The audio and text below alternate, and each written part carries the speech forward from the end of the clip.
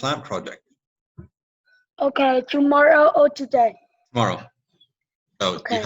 you have today to practice and get anything down. So Kent, B, and Dino, you will go tomorrow morning, okay? Okay.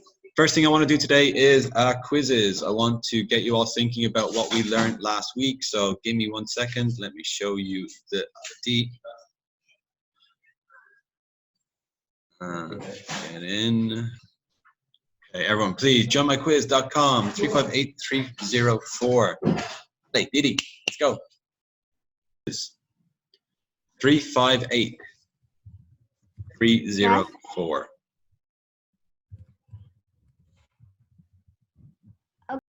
Okay, right. Look, we got to get started. We've got 14. Sure, that's 3, 7, 11, 14. Okay, good. Let's go. Okay, go, go, go.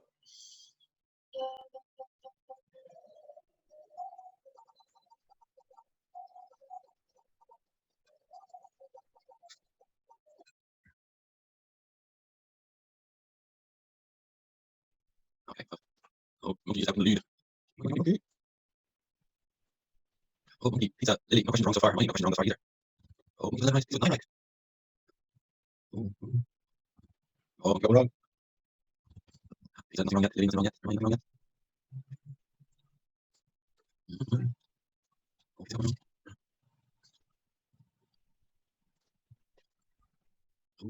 Ooh, exciting now. Lily and Ryan still no question wrong. Ooh. Oh, Lily's in the lead. So close. Oh, Lily, go wrong. Here. Oh, Ryan, so close. 10 points between top 1 and 2. He's also doing pretty well. Ooh. Oh, Lily's in the lead. He has 3 questions left. I think Joe has 4. Okay. And Joe, Joe jumps. Good job, Lee, well done. And Joe, good job. Well done, everyone. Good job. 77% accurate. It's not bad. It's not well. Okay, 10 good stuff. Okay. Lily, good job, well done. Hermione, good job, well done. Monkey, where are you? Monkey, well done as well. Good job. First 3, well done. Pizza, you're doing really well there. E, good job as well. Good job, Jasmine. I don't know who COVID 191 is. Dino, I'm guessing that's you. No, you're P. Sherman 40. Is not P. Sherman 42 Wallaby Way? Yeah, you sure? 42? Pretty sure it's 42. Let me double check. P. Sherman 42. 42, Dino. Silly. Yes, Pita.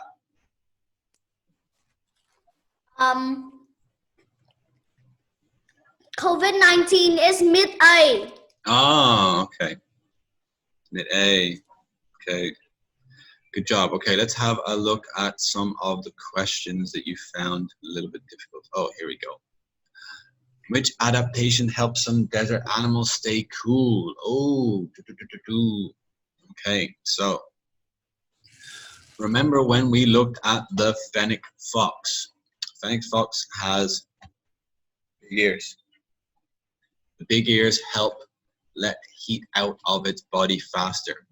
Now, here's a question for you. What part of the body lets out the most heat? Monkey. I think the long ears. Yeah, okay, well, it's actually your head, okay? And this is the same for all animals. Your head will let out the most amount of heat. So if you have large ears, means that heat can travel through your ears and actually go out into the air faster, which means you lose heat inside your body faster. That's why when you think about people that have hair and people that don't have hair, people that have hair usually get hotter, okay? Because they got all this hair keeping all the heat in. Remember, if you're exercising and you're playing football or you're playing basketball, your hair gets all sweaty, right? Because the hair is holding all the heat in, and as a result, it's getting hotter. So when you have a fennec fox, it's got the really big ears. What's it doing? It's actually letting its heat out. So the big ears let it go out further. What else do we find hard? What are coral reefs often compared to? Rainforests. We did that in class. What type of water does coral prefer? It's warm. Yeah, sloth. That's pretty good. Good. Yes, good job. Well done. All right. Abiotics are living systems. Ah, come on. That's silly. An example of an abiotic factor, the weather. Definition of abiotic, yes, good. Good job. Good job. Okay, oh, here we go. There's a place where an organism that lives provides it with shelter, food, and water. So a place where an organism lives is its habitat. Habitat. Good job. How did people get this one wrong? The answer is there. The non-living parts of an ecosystem, abiotic, non-living. Right here. Look, there's your answer. And that's the longest question. People took 48 seconds at this. Look, the answer's there. It's there. Okay. Right. Good job, everyone. What I can do is I'll send this to you again. Please practice doing these quizzes. The more you practice them, the more you're going to remember about this unit, about what we're learning. Okay, so I'm going to jump into what we've been doing the last couple of days. Thank you everyone that sent me some homework. I'm going to spend some time talking about it tomorrow. I just want to make sure that we can get through this today, okay, because I need some time to explain your homework to you, to make sure you understand it. So when you, what have we been doing? Okay, so who can tell me what is an ecosystem? Who can give me an explanation? And what's an ecosystem? Ecosystem. Yeah, what is it? The ecosystem is a place that the living thing live in there. Yeah, but they do what? Okay. Out of the living thing. Yeah, they interact, right? They interact with the non-living things. Cool. So remember, ecosystem is a community of living things that interact with non-living things. Okay. What are biotic factors? What are biotic factors? Yes, Pizzush. It's a living thing. And Oh. Pizza, what's a biotic factor? Biotic factors are living things like animals and plants. Yes, good job, buddy. Well done. What is an abiotic factor? Minnie.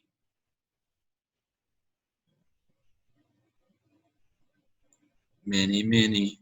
I can't hear you. Abiotic factors is a non-living thing. Yeah, they're non-living things, okay? We use the word factor beside them, okay, to make sure we understand that it changes or makes something different, okay? Remember in maths, if I said 2 multiplied by 2, well, the factors are 2 and 2. You are multiplying 2 by a factor of 2, and you're multiplying 2 by a factor of 2. So in an ecosystem, you are seeing how an abiotic factor changes a biotic factor. That's where we get adaptations, right? That's where we have the question, where does the fox lose all of its heat? It loses from its ears. The temperature changed the fox by a factor of the heat, okay? So this is the things I want you to think about. Emily, relax. Thanks for sending me a long chat, but you can relax there, okay? So, quickly go over the explanations of them again, okay? An ecosystem is a biological community, a group of living things living together. But there's 2 parts to it, okay? The animals and flowers interact with the physical environment. So, an ecosystem is a bunch of living things that live together, and in that circle, the plants and animals and the living things, they work together or work with the non-living factors, okay? 2 things. Biotic factors, these are living things that affect an ecosystem. They interact with each other and non-living things. So you've got bacteria, you've got bee, and you've got a tree. Who can tell me another living thing? Emily, what's a living thing? And humans? Humans, yes. Yeah, good job. I don't know who Coral Reef is. Can you please change your name to something that's not Coral Reef so I know who you are? And also please put on your cameras. Thank you very much. Jasmine, what's another living thing? A living thing, it means a dog. A dog, good job. Mincho, you're Coral Reef. Okay. Jon Snow, tell me a non-living thing. Non-living things. Yes, a non-living thing. Water. Water, good. Someone please tell me another thing, another abiotic factor, abiotic, not abiotic, an abiotic factor that can affect an ecosystem. Soil. Soil, yeah, soil. If soil is rich in nutrients, then lots of trees can grow. If soil is bad, like sand, you don't get very many flowers growing, okay? So soil is a huge one. What's another one that can affect an ecosystem? Elsa, hello. What do plants need to grow? What? What do plants need to grow? Soil. Soil, what else? Water. Water, what else? Space. What else? Air. What else? I don't know. There's a big ball of it, a big burning ball of gas in the sky. Sun. Sun. There you go. You pretty much just named loads of abiotic factors. Soil, water, air, sunlight. All of these things are things that affect an ecosystem. If there's no air, if it's really, really like lack of air, like on the top of a mountain, you don't get very many plants, do you? Think about wind, right?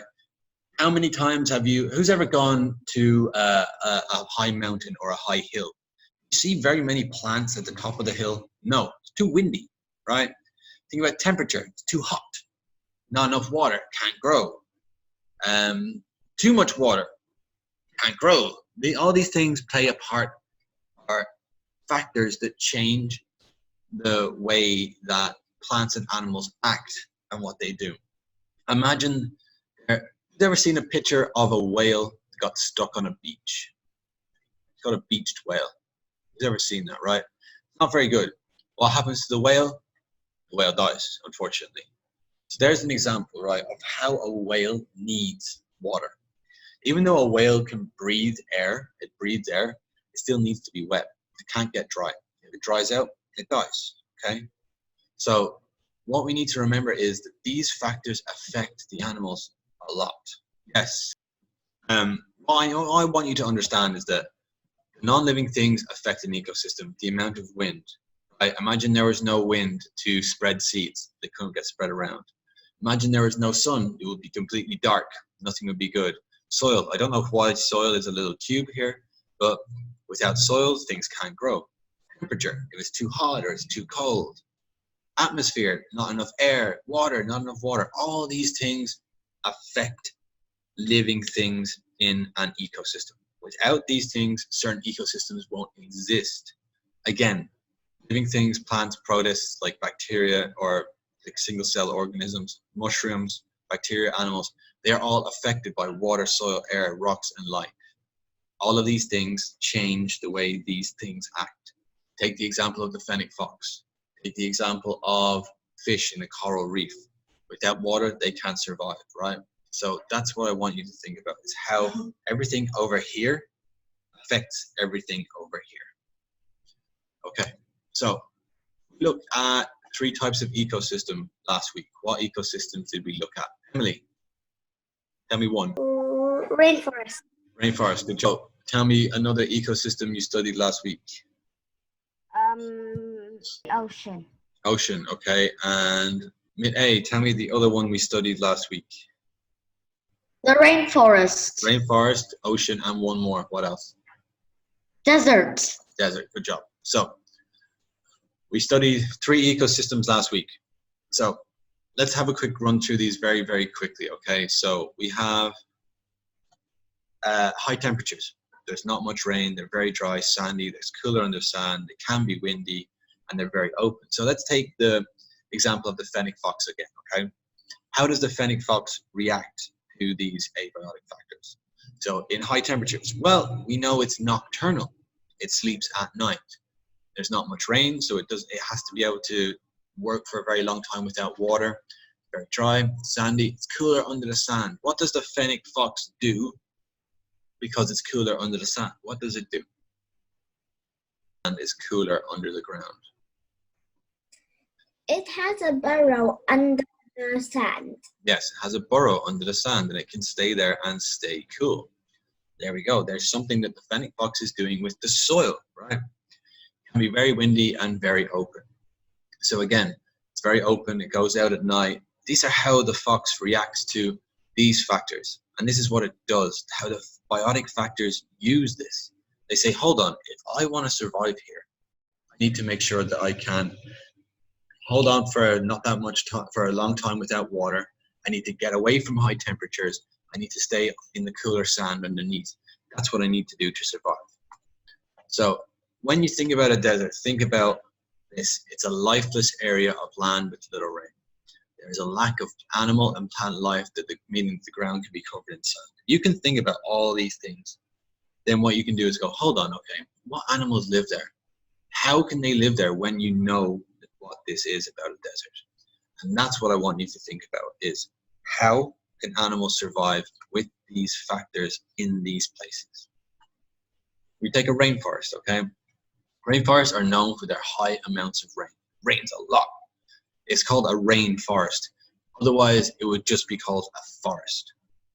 You think that a place called a rainforest gets a lot of rain. If it was a thunder forest, maybe it gets a lot of thunder, or a tornado forest, maybe it gets a lot of tornadoes, but it's called a rainforest, means that there is lots of rain there.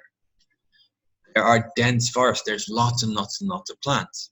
Plants fight for sunlight by growing tall, and rainforests are host to huge amounts of animal life. So, when you think about all of these things, you think about, okay, well, hold on. If I know that plants grow big and tall and the forest is big and thick, like we saw here, we saw the emergent, the canopy, the understory, and the forest floor.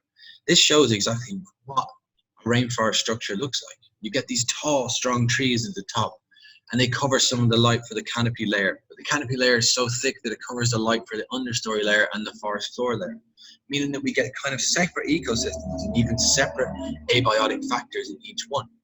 What do you think some of the abiotic factors of the understory level are? What are the non-living things that affect the understory level? What does the canopy layer do? It covers a lot of the sunlight. So what's the understory level? A factor for the understory level is not that much sunlight, right? Emily, what's another one? The understory layer, it takes almost all of the sunlight that is left from the canopy layer. Yeah, The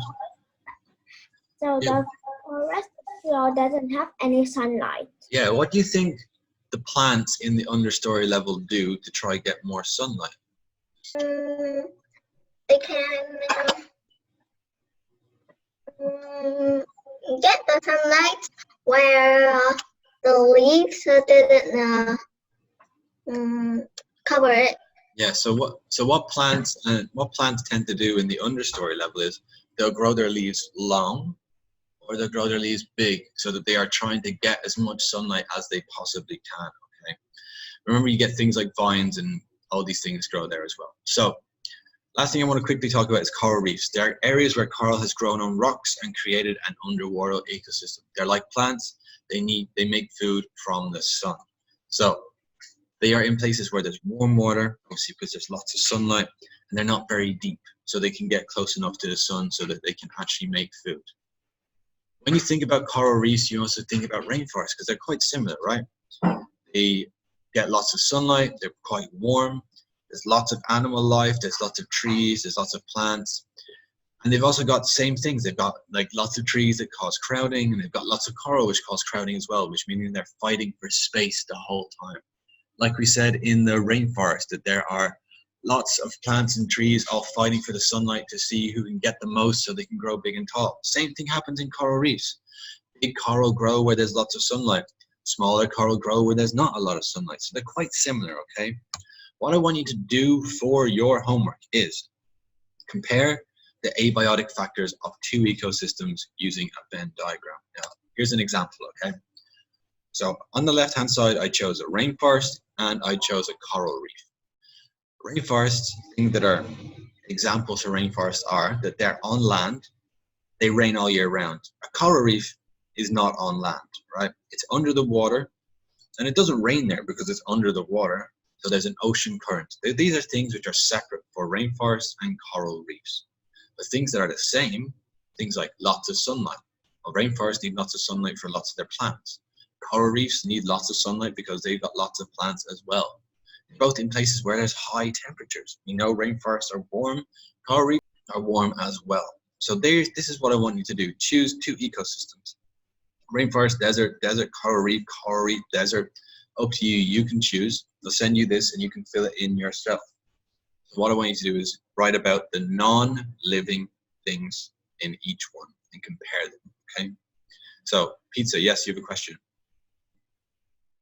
Can I copy this into my Venn diagram? Please don't copy my one. Please do your own, okay? Oh man. Emily. So could you show back the homework? I need to write it. Yeah, no, I'll send you this whole presentation, don't worry. So you can see exactly what you want to do. Any other questions? No, okay, you all understand your homework. Now, please do your homework. It's got to be done. Yes, Emily. So now it is 11:10. Yes, I know. We're gonna finish now in about 30 seconds. So, again, all of you, please make sure you do your homework. Okay, thank you. Bye. I'll see you later. Have a nice day and stuff. And bye.